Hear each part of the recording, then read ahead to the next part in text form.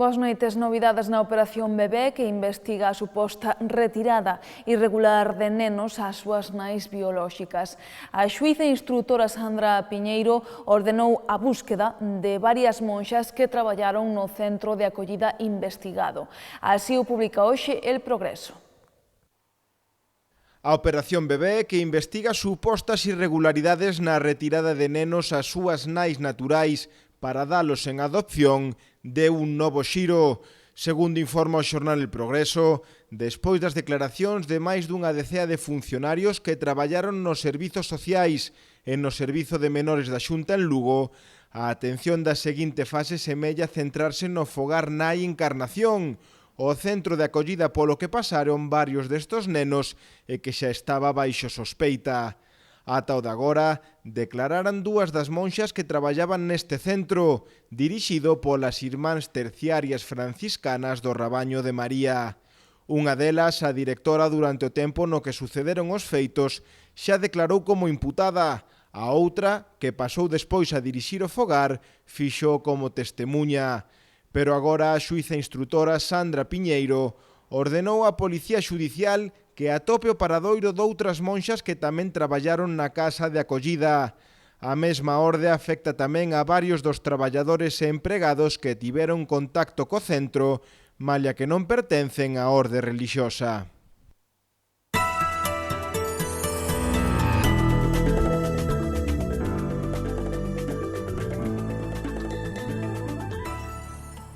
O Concello de Lugo está investigando un vertido de residuos no río Miño á altura do balneario que se detectou na xornada de onte. Segundo as testemuñas, o vertido tinguiu de cor marrón un anaco do río e desprendía olor a augas fecais. Hoxe o voceiro do Goberno local, Luís Álvarez, dixo que o Concello está investigando a procedencia do mesmo. No caso de que houbera unha avaría nos condutos de saneamento, procederíase á súa reparación, pero Luís Álvarez subliñou que semella que foi un vertido puntual. Temos coñecemento de que efectivamente se produciu ese vertido, se está investigando de onde pode vir, e no caso de que exista algún tipo de avaría nos conductos de saneamento municipais, pois evidentemente se procederá a súa reparación. De todos modos, parece ser que foi algo puntual, pero, insisto, haberá que analizar cales foron os motivos que deron lugar a ese vertido no día de onte. Pero de momento estáse investigando. De todos modos, aí, a parte de que evidentemente o Concello xa onte, en canto tivo coñecemento dese vertido, foi a analizar as causas. Non había a última hora da tarde xa ningún tipo de presencia, analizáronse con cámaras que nos indican se efectivamente existe algún tipo de contaminación. Na auga xa non existía, pero bueno, eso non quere dicir que non lle demos a importancia que ten a un feito, aínda que sexa puntual, que se analizarán as causas. Luís Álvarez tamén falou hoxe do polígono das Gándaras, xa que nos últimos días se venderon gran parte das parcelas que estaban baleiras despois de que a Xunta de Galicia decidira rebaixar o prezo das mesmas. Luís Álvarez dixo que o Goberno local celebra esta decisión, pero cree que chega demasiado tarde. Luís Álvarez dixo hoxe que o Goberno local celebra a decisión da Xunta de Galicia de rebaixar o prezo das parcelas do polígono das Gándaras, pero cree que foi unha decisión extremadamente tardía. O alcalde de Lugo, na inauguración do polígono industrial das Gándaras, o día 11 de marzo do ano 2011, é dicir, fai hoxe exactamente 4 anos, lle pediu ao presidente da Xunta un esforzo para que o prezo do solo non dificultase a implantación de novas empresas nese polígono. 4 anos. E inauguran un polígono industrial en vísperas dunhas eleccións municipais, evidentemente, e agora, 4 anos despois, rebaixan o precio do suelo en víspera de outras eleccións municipais. Celebramos que se venda suelo industrial, celebraremos, mellor dito, que se instalen novas empresas neste polígono, pero temos que dicir que a medida aínda que acertada porque así o demandábamos desde este grupo municipal, nos parece extraordinariamente tardía. Sobre a proposta do voceiro municipal do Partido Popular Jaime Castiñeira de concederlle a medalla de ouro ao recén falecido Francisco Cacharro, Luís Álvarez dixo que o PSOE non ten tomada unha decisión porque a Xunta de Portavoces decidiu hai tempo atrasar o debate sobre o regulamento da concesión de honores.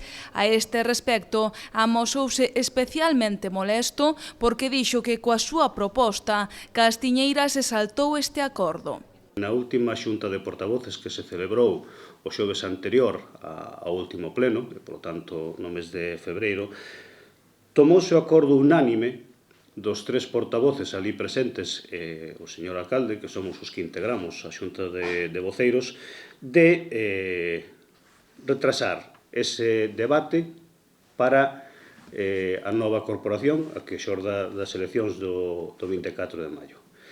E, polo tanto, o primeiro que teño que decir como voceiro do Goberno é que lamento profundamente que o señor Castiñeira faltase a ese acordo tomado, insisto, unánimemente fai escasamente 2 semanas, e, polo tanto, non teño máis que decir que me parece unha actuación impropia, unha actuación precipitada e, desde logo, unha actuación cunha falta de lealdade política. Ademais, na Xunta de Goberno acordouse abrir o procedemento de licitación para a instalación de 65 postos de venda no mercado do Ar de Lucus deste ano e prorrogable ata o 2018. Pola súa banda, os populares acusaron hoxe o goberno local de aliarse coa empresa concesionaria da Hora e permitir o acoso dos controladores aos lucenses. Dende o Grupo Municipal do Partido Popular o que creemos é que o goberno é o aliado e o cómplice necesario dos abusos dos controladores da empresa que regula o sistema Hora.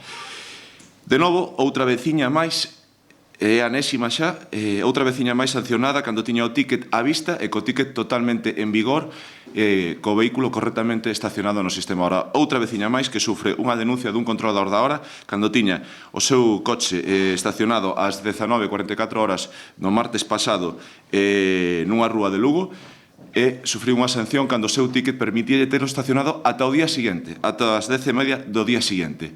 Isto é a enésima provocación dos controladores do sistema Hora. O Concello de Lugo, o Goberno Municipal, sigue xogando a incendiar a paciencia dos lucenses, sigue xogando ca paciencia de todos nós. Segue mantendo unha empresa co contrato anulado pola Xustiza dende maio de 2011. Segue permitindo que unha empresa que é hoxe da Operación Pokémon siga recaudando con total impunidade e prepotencia. Pasaron por alto o Código de Boas Prácticas que venderon o bombo e platillo, que prometeron que se iba a instalar o antes posible, e a día de hoxe sigue sin haber nada. Os controladores e a empresa sigue perseguindo os conductores, sigue perseguindo e sigue lucrándose a costa dos veciños de todos, a costa dos petos de todos os veciños de Lugo.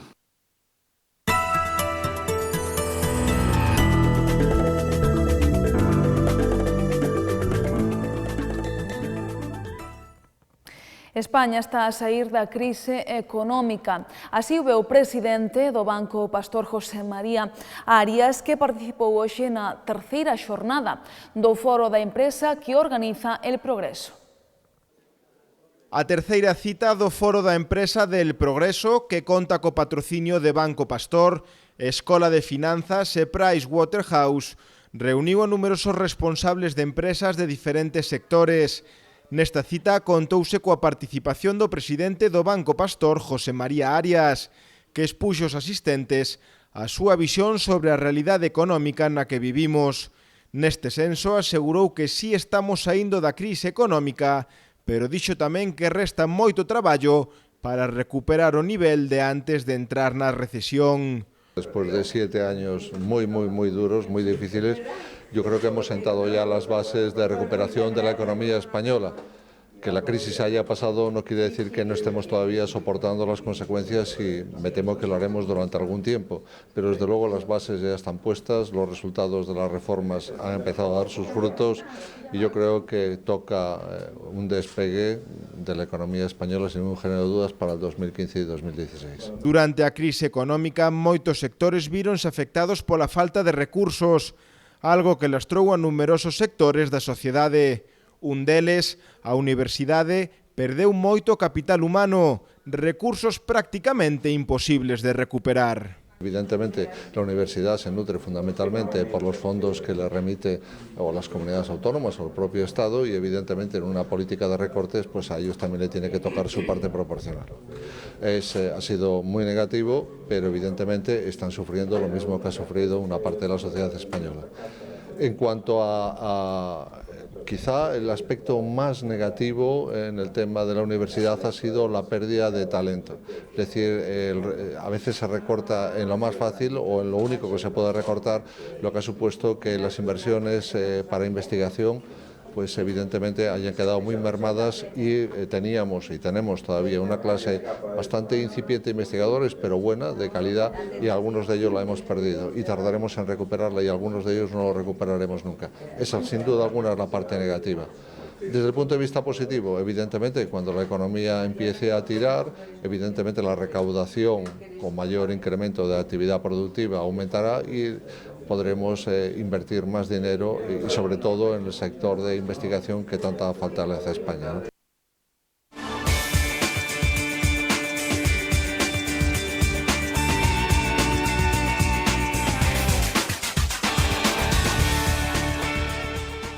O Burela Pescados Rubén comeza mañá en Cidade Real a súa primeira aventura na Copa de España de fútbol sala. A cita será moi complicada xa que diante terán o Inter Movistar, actual campión do torneo e máximo favorito ao título.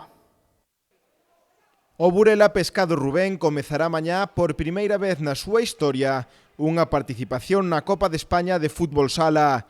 Unha cita que os laranxas chegan coas maletas cheas de ilusión, sobre todo despois de recuperar a senda do triunfo no derbi do sábado ante o Prone. O debut pros mariñáns non será nada sinxelo. Diante terán o actual campión, o Inter Movistar, máximo favorito a facerse co título que mañá se pon en liza en Cidade Real. Para esta cita o Burela viaxará ao completo, malia que Isi non poderá participar por mor dunha luxación de ombreiro que o terá afastado das pistas alo menos 3 semanas máis. Tamén ten problemas nun dedo dun pé o meta Edu, que non xogará, a non ser que sexa preciso. O resto dos xogadores están en perfectas condicións e coa moral a tope para cando menos deixar unha boa imaxe. A diferencia entre Burela e Inter Movistar é abismal, non só na clasificación, senón tamén no orzamento, no plantel e na historia. Pero o cadro de Juanlo Alonso ten un factor a favor, non teñen ningún tipo de presión. O feito de participar neste torneo xa cumple coas expectativas marcadas para a presente temporada, polo que estar en Cidade Real xa é un éxito.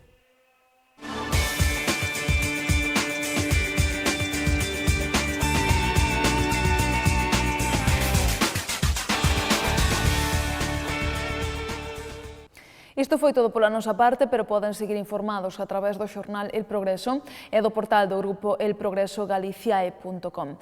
Deixámolos agora coa exposición Nación Galega en Pé que se pode ver no Museo Provincial. Que teñan moi boa noite, vémonos mañá.